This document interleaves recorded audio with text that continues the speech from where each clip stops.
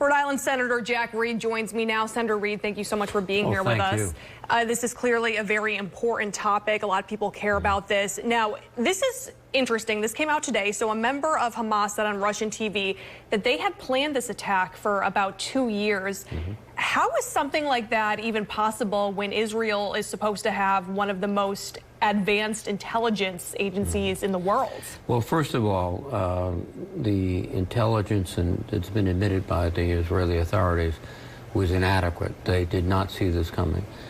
This was obviously planned for a very long period of time because of the different components, air, sea, land, the coordination, etc. And it shows, I think, that, one, Hamas's operational techniques have improved many times over the years. You know, they've learned.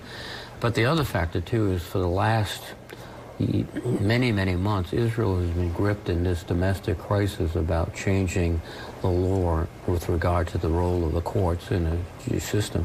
So when you have 100,000 people marching every weekend, together with tensions in the West Bank, I think there was some fall off in intelligence and investigation, and this was planned to occur on a holiday, more or less. Planned to occur when there was a big festival just miles from the border. So this shows planning by by Hamas. A lot of planning, and like you said, Israel not as, you know, advanced in intelligence at this point for this specific type of issue that we thought that they were. Now, there's a lot of outrage right now. Many people in the U.S. are saying that we need to send some type of aid to Israel, whether that be ground troops or money. Obviously, we have sent a ton of money to Ukraine. I know that Israel has recently said, the White House just said this, that they don't want any foreign troops on their ground. So what do you envision Congress doing about this? And is anything going to be held up because of what's happening in the House right now with the speakership? Well, your last point, of course, the House is in total disarray. They're not even functioning. And until they do that, we can't sit down and deal with them. On the Senate side, we're going to move very quickly, I think, to provide aid, not just to Israel, but also to Ukraine, and do that, and then hope that the House will coalesce at some point so that we can get it done. With respect to the other issues you brought up, American forces have already been deployed, not to engage in combat, but to support the Israeli forces. We have an aircraft carrier group that's there, U.S. aircraft carrier, cruiser, several destroyers. We've bulked up our air power in the region with F-35s, F-16s, and A-10s, and that's to support Israel. But one thing I think people should understand is the Israeli army and their special forces is probably some of the best in the world.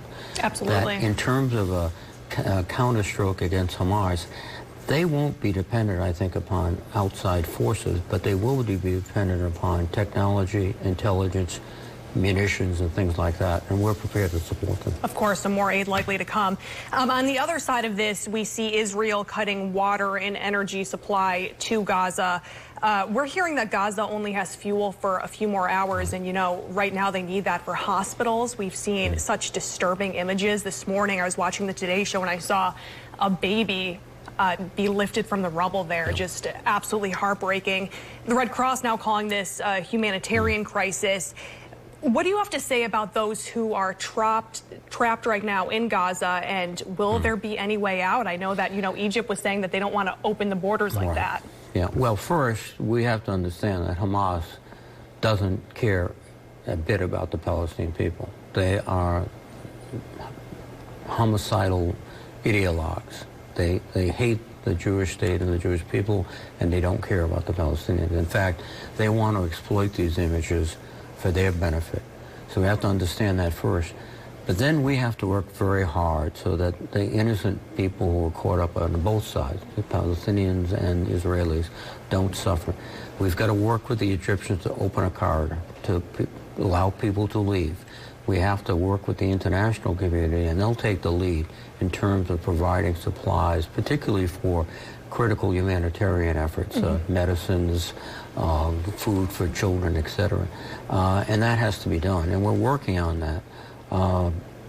But it's going to be a very challenging situation because Israel is committed to and has to root out Hamas, and Hamas, as I said initially, they don't care.